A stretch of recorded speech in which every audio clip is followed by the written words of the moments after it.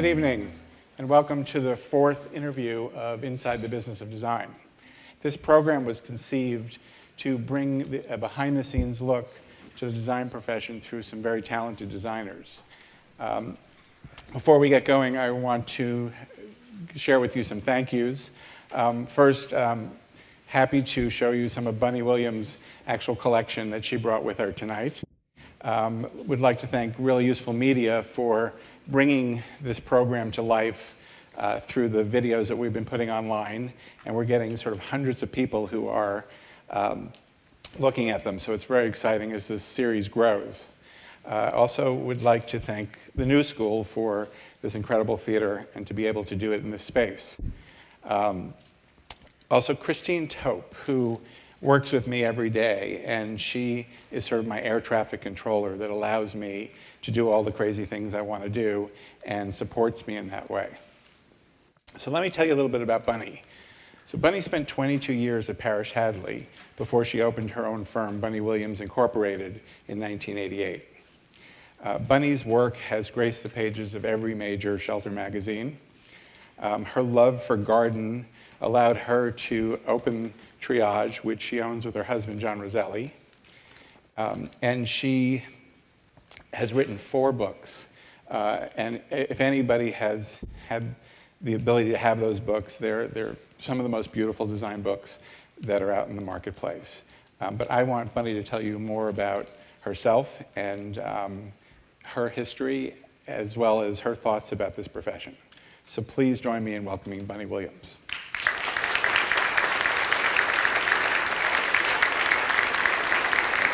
Thank you.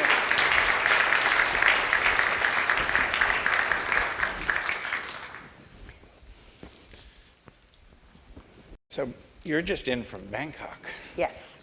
So we'll make sure we keep you awake. Yes, I'm okay. Quick trip. Great. So let's start from the beginning. Where were you born? I was born in Charlottesville, Virginia, beautiful part of the world. And your parents? My father, when I was young, raised horses, fox hunting and show horses, and trained them. I lived on a farm out in the country, and then he later became head of the American Horse Shows Association. And he was a horse show judge, and needless to say, horses were a big part of my life. At one point, I did say to my mother, "Is there anything in the world besides horses?" And she looked at me and she said, "Yes." And my mother, though she didn't have a profession, there was a local decorator, Margaret Miller, and she would go and work with her friends through Margaret Miller. So she would pick out things. And so when I was a child, I would go to the Curtain Lady and go to auctions. And so I was very much exposed to this world. It started very early. It started very early. Did you ride also? Yes. And then when did you come to New York? When I graduated from Stewart Hall in Stanton, Virginia, my parents wanted me to go to liberal arts college, and I said I really wanted to go to design school, and I wanted to come to New York and go to Parsons, but they couldn't imagine having a single girl living in New York in an apartment. And so I found a junior college in Boston, Garland Junior College, that had an interior design program. I kind of knew this is what I always wanted to do. And I went to Boston for 2 years and then came to New York right after that. I started working immediately. My first job was with an antique shop in New York called Stair & Company.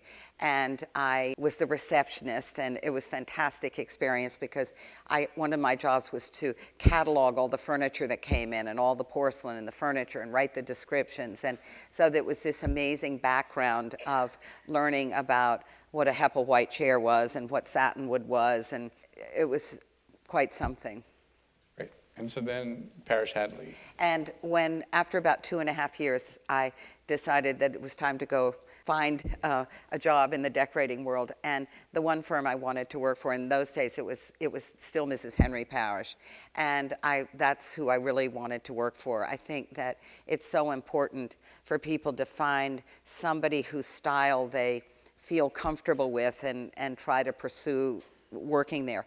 And so I walked up the street one day and to knock on the door to see if there was a job, and Albert Hadley needed a secretary.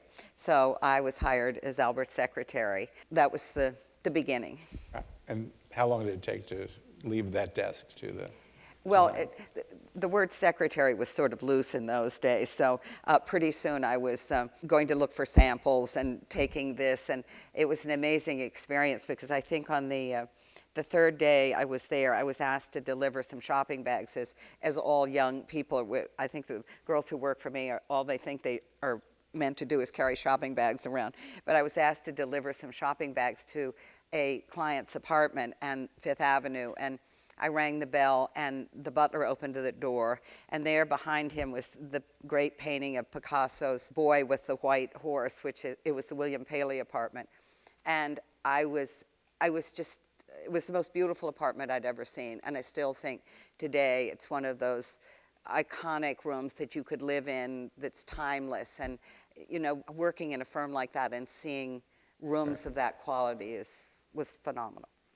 I think that opportunity just to sort of decide that that's where you wanted to be and then to get there, and in any way it takes. I mean, I talk often about the fact that when I started out at Gensler, I started in the mailroom. Right. Because, like, I'll do whatever. Well, also, I think it's important to do everything. It's important in design to understand that no matter how creative you are, it is the business that is going to make you survive. You've got to learn how to write the purchase orders. You've got to learn how to do the billing. You've got to learn just the organization of a job. You know, what do you do first? How do you, and you, luckily, if you're training with someone, you see all the pitfalls, and you can see, you know, the fabric that comes in the wrong color and it doesn't get delivered. So you begin to learn all the traumas that you can have, and it was an amazing experience. So. Right. And there's probably no one in your office today that you haven't done their job. Exactly. I've done every one of them, except maybe write out the checks. But So then fast forward 22 years later, and you say, all right, it's time. It was interesting. After all those years, I had a number of clients of my own, and unfortunately, I didn't know you at the time, because one of the reasons that I stayed as long as I did was I was afraid of the business side of it. I knew I could decorate. I knew I had the creative skills, but to think you're on your own and that you have all the financial responsibility, all of the organizational responsibility, was a little overwhelming to me. And I was going through a long, hard decision, because I adored both Mrs. Parrish and Albert, and I had a wonderful relationship with them. But it was time, and I was talking to someone about it, and I said, they kept saying, well, why aren't you leaving? And I said, well, I'm just so concerned about the business side of it, because Parrish Hadley had the infrastructure of a business. And somebody said to me, oh, well, don't you know there are people who love to do that? You could just hire somebody. And I thought, oh, that's true. So that's sort of how it got started. And then, so when you left, did you leave with clients? Yes. You did? Yes. And was that transition difficult for you? No, because by the time, after all those years, those clients were coming to me. I mean, they never even saw the principals. So it was, there was a little nerve-wracking, because when you work with a firm with that sort of prestige, you wonder, are they coming to you, or are they coming to you because you're a part of this firm? And all my clients, when they told them, were absolutely thrilled. And my first client, that I had a job, I had to do it in my apartment on the floor, showing them the schemes, but everybody was very supportive, so it was fantastic. Well, you know, I think what people forget is it's such a relationship business. Yes. And you know, times I'll hear principals of firms say, well, I'm afraid they're going to steal my clients. And I always say, no one will ever steal your clients if you have a relationship with them. But if you lose touch with them and you allow your employees to have that deep relationship, then that is going to happen. Yes. That's good. So if you couldn't be a designer and you could do anything else, what would it have been? I'd probably be a gardener. I'd probably have done landscape design, or I would have had a shelter for animals. Right. Well, do you have animals now? Yes. Okay. Lots? Too many. We have a house in the Dominican Republic, and unfortunately, when you go out on the road, they're all wandering around, so we've adopted 4. John won't let me off the property anymore because he's so afraid I'll find another dog. I know that feeling. So what advice would you give young designers who might be sitting in the audience about starting their own practice? I think that I really believe that you need to start your practice when you feel, number one, that you have the skills to do it. And I do think people should train longer with a firm. I think that everyone thinks, okay, I can be a decorator, I've got some taste. And I think that to work for somebody for some period of time, doesn't have to be 22 years, but to really get to the point that you feel you know how to run a job. Because so many mistakes can be made, and you need to know how to prevent those. And I think that working with someone else allows you to meet people, to get into the industry. It's very hard, and I've talked to many young people who've done it, who just hang out their shingle and say, I'm a decorator, but where do the clients come from? There has to be a networking. People have to know about you. I think that the best thing if you are starting your own firm is to try to do something with your apartment, get it published. Luckily, we have websites today, so it's easier for people to get their name out into the world. But it's not, it takes a lot of effort. Right. Do you provide internships at your Yes. firm? Yes. I couldn't agree with you more. I mean, I think that I got my start because I did an internship, and I could learn, I could learn the trade. I could learn from other people's mistakes and not have to be all trial and error on my own. And I agree with you. I think too many people think, well, I can just hang out my shingle. But it's not only about what you're going to be able to do as an individual, but it's really about all of the connections and relationships around you, external and internal. And unfortunately, I mean, I think that design schools today don't teach you our business. They may teach you CAD, and they may teach you a little bit about how to put a scheme together, but I'm always rather shocked when people come to work for me who've been to design school about how little they've learned. Right. I think if I had a few more days in the week, I'd start a school, but I don't have time. Well, that's sort of, I guess you're answering my next question, which is, do you think the school should do a better job at Yes. teaching? Yes. I think they should definitely do a better job teaching residential design. I think the schools do a great job of teaching hotel design or commercial design, but residential design as we know it and what I do, I think is lost in most of the schools. What about the business side? I mean, just basic knowledge of... I think that's lost too. I mean, I know that I've spoken about business in, at ADAC in Atlanta, and the room was packed. I mean, and I could hardly, and these are practicing designers, and I was showing them how we organize our floor plans and how we do orders, and I could have stayed all day long. I mean, it was information that people don't have access to. Right. And it's part of the mission of, these series, is really to hear from people like you who are admired and looked at as good examples of how you've created a successful business. I have known over the years, I've known some of the most talented people I've ever met never get anywhere because they didn't know how to run their business. Right. And it's sad, but It is sad. It's happened. Well, you need more than just talent. Right. A lot more. So thinking back, any surprises along the way that you'd care to share? I feel I've been so blessed. I think it was because I did spend so many years working for someone else and learning a lot. I think that from the moment I started my business, it's just been a wonderful experience. I think sometimes people surprise you. You sometimes think people are a certain way and they're not. So it makes you sometimes a little bit more cautious than thinking everyone's perfect. And I think you learn. I think I also could probably become a very good psychiatrist by this point. Right. I think the combination of employees and clients, you've got a lot of therapy on your... We could under write a your book. belt. We could. Speaking of that, one of my new books, one of the books that I'm working on right now, which is called None of Your Business.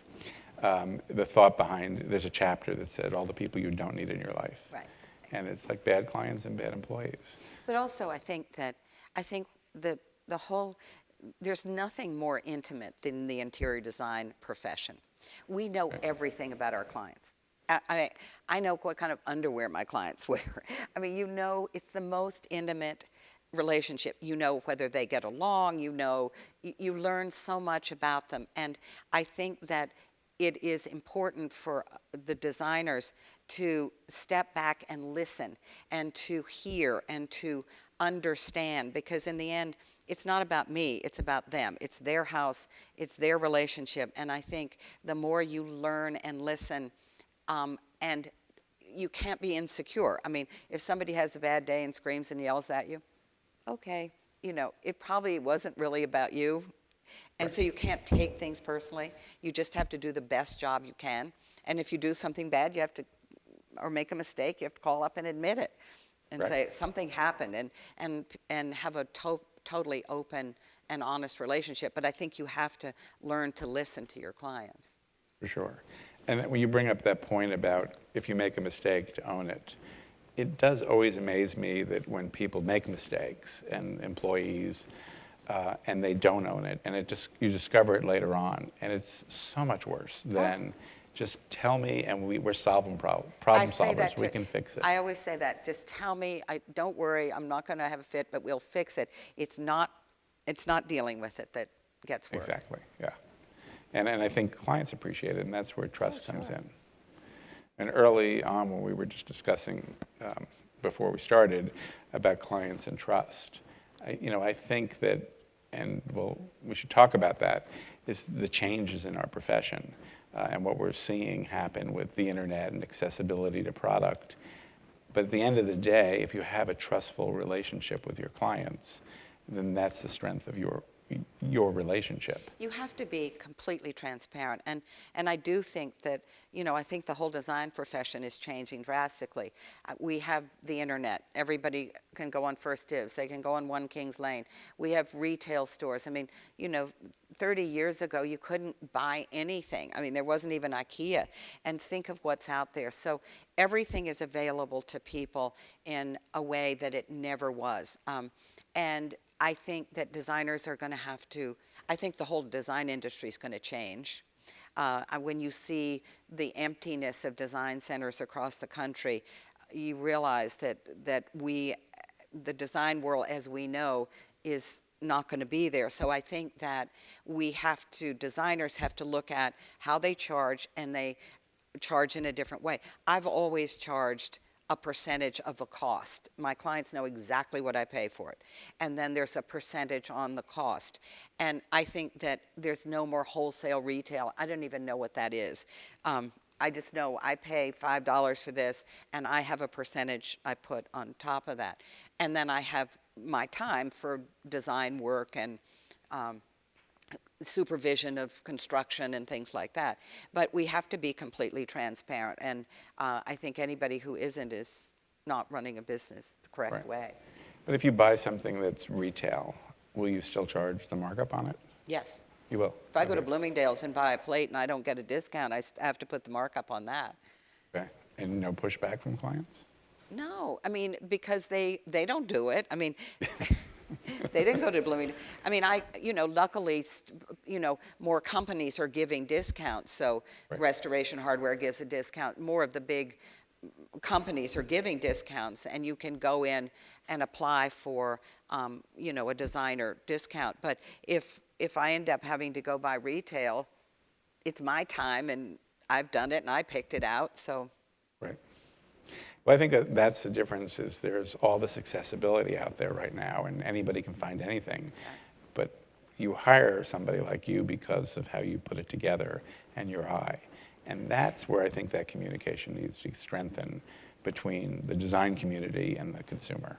Well, also, the designer has to prove that they're worth it. I mean, you can't just be, oh, well, you could have any old thing. I mean, you have to have a point of view. You have to, it's not just about any old thing. It's, you've designed a room, you're doing it, something fits, it's scaled in, there's the mixture of what you're putting together, and you have to prove yourself in the clients. Then, I mean, what's sad is I have clients who say, oh dear, now I don't want to buy anything on my own. And I say, just go buy something. I don't care if you make a mistake, but don't let me intimidate you, because I want you, it's your house. And